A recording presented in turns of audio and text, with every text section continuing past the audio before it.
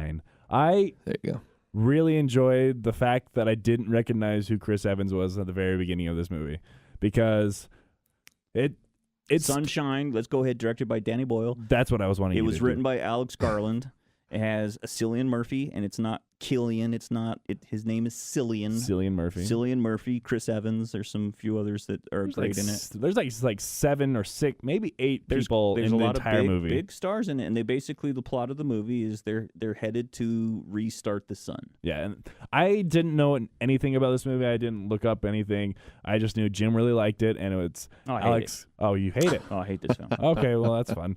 Alex Garland wrote it, so Nice. I knew it's going to be along the lines of Ex Machina and the movie I watched last week, Annihilation. He also And- wrote Judge Dredd. He also wrote 28 Days Later. He's and really good. I enjoyed the first hour and a half of the movie. It was probably one of the best things I'd seen in a while. I really like sci-fi kind of psychedelic things like that along the lines of Aliens and Alien. So I thought it was going to be a little bit like that.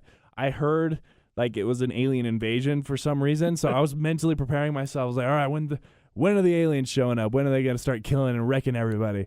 And then it just like the movie happens and then they slowly kind of go insane because it's a long drive to the sun. If you haven't driven to the sun lately, it takes a while to get there. So Yeah. and the first thing I thought, Cillian Murphy's in this movie. He's got to be the bad guy. Because Oh, yeah. Cillian Murphy is the Really? bad guy in every single movie I've seen him in. And he just got those eyes that you don't trust. So if like you're in a movie theater and he put his hand on your thigh, would you take it away? Nope. I'd let it He's let it ride, man. I See, mean- here's the thing. I like women, but I'm also comfortable with myself. He's a handsome man. Cillian, he's Yeah. got those deep blue eyes that make him very alluring. But Oh man, I did see this movie. okay. I was like, it sounds familiar because I know you sent me the thing, and I was like, it sounds so. I remember. Yeah, I remember this. Okay. So I can chime in now. All right. thanks Yeah. for catching up, Nick. Yeah. And Thanks for doing your homework. Yeah, I think Red Eye's the other one that I saw with him in. Yeah. It's anyway, so I don't trust Cillian Murphy. So I was expecting him to turn the entire time. Okay. Whereas So you didn't like the third act. What you're trying to say is when you say you like the first hour and a half of a movie, I and like it the way- means you didn't like the third act. Yes, that's what I that know means. that means. Okay, well I'm just saying that's what he you're did saying. go to college for this. I'm just saying. anyway, so I really liked the first part. Second part was okay. Third part, pretty dumb. anyway, after you done insulting me, Jim. No. No. Anyway, so I liked Chris Evans' character because I enjoy seeing him in anything other than Cap. I love him at Cap. I think Cap is my favorite like Avenger out of all of them, but I enjoy it's like a bittersweet thing. I like seeing him as this role, but it's taking him away from acting and producing and directing so other you things. like it when he says "flame on"? Yes, Gross. when he was in Fantastic Four, that was kind of my All right, idol. well, I'm gonna leave. No, I'm just kidding. And He was great in Not Another Teen Movie though. and he was also great in I can't remember the movie that he directed last year. Anyway, getting back to Sunshine. Yep. He was great. He was kind of the bad boy kind of role, which I really enjoyed to see him as. And then once they started killing off everybody, I was like, okay, it's kind of I would imagine it's You would kind think that would happen, yeah. yeah, they kind of a ploy to like, okay, we got to get down to 4 people because we don't have Yeah. enough oxygen. So the way they kind of strategically kill people but don't actually do it themselves was very, I would say, nice because Convenient. is the word I was looking for. Thank you, Jim. But as soon as Cillian Murphy is like working in the bomb and the overhead speaker lady, Icarus was her name, and then she like kind of drops the hint. It's like, oh, there's a 5th member on board. Someone's taking your oxygen. I was like, there's another person. I was like, how is there another person That they didn't just know. Yeah. it was just like just some guy just like I accidentally made it on the plane. Hey guys. And Are you guys going to Houston? Because I really need to get Do you have home. any idea how long it takes to get to the sun? Yeah. Holy crap. And so I thought that part was really it took another stretch of imagination, which I was fine with, but I was like, okay, here we go. And this is like zombieified corpse of the previous captain from the other ship that walked onto the plane. So I guess you should probably bring up that this is their second attempt to Yes, pick up I missed that plot point. to save re-blow up the sun. Yeah. to reignite the sun because they're running out of heat on Earth. Yep. Mhm. And they sent a first one and they lost it. And then when they get around, I always want to say Uranus, but it was because it makes me Yep. laugh. But it's actually Mercury. They get around it and they actually find that the first one survived and it's like almost to the sun. And so they decide to attempt to go see what happened and why they stopped, right? Yep. And to get the bomb, and then the second one. get the second bomb. So they have two chances to reignite the sun, but they didn't. My calculation is good. Didn't work out so good. Nope. And so then Benedict Wong, man. Ugh, Benedict Wong ruining everything. And so then everything Duh. goes wrong, and then they got a stowaway. And the stowaway turns out to be a very driven, insane former captain of that Who's high on Jesus? sun? Probably Yeah. He kind of talks Too much about vitamin D. too much crack.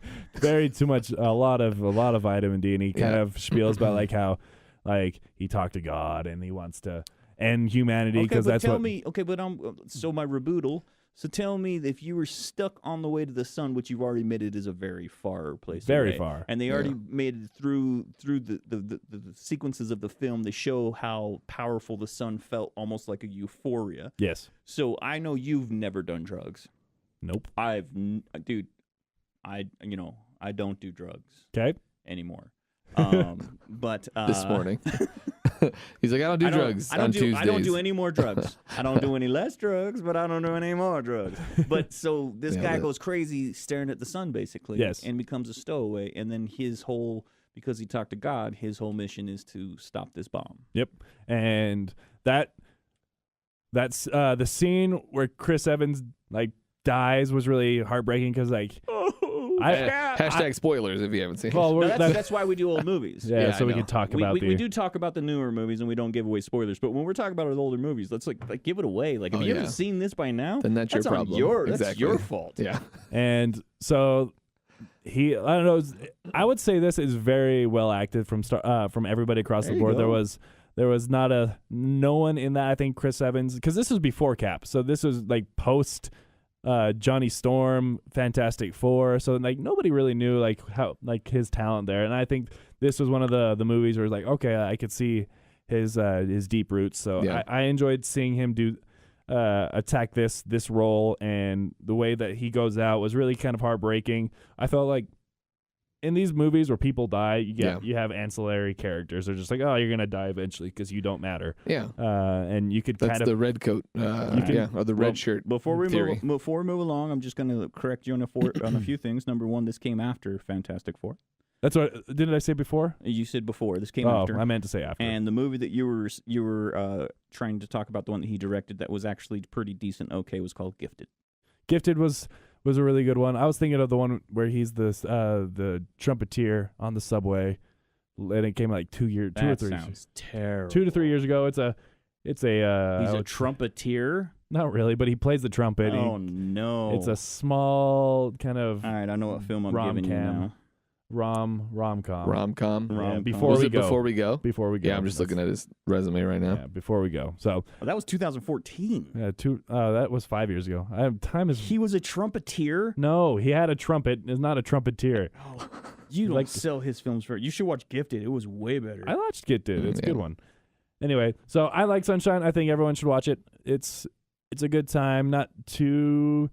There's nothing I would say that makes it unwatchable if you don't like rated R movies, because there's not really anything. Did that, you just bring up the rated R? Hey, a lot of our fans, all like 7 of them. Yeah. Well, I'm buffer. on, so 8. buffer We got 8. Yes.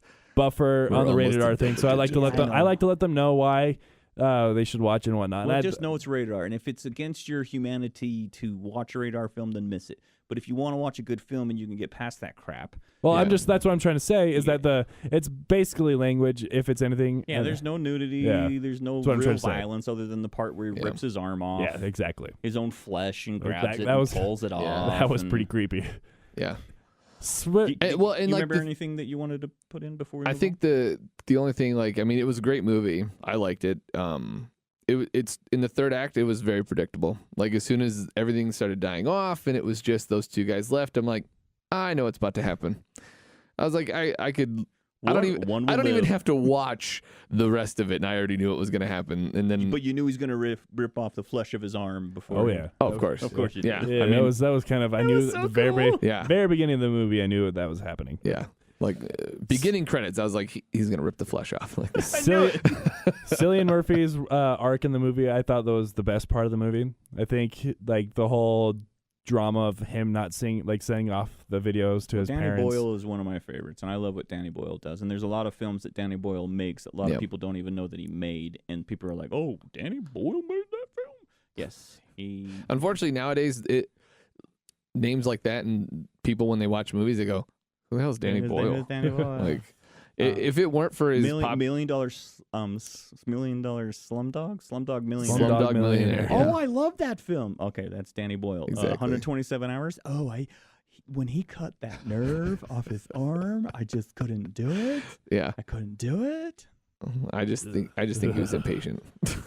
So Like, I get it, but whatever. Whatever.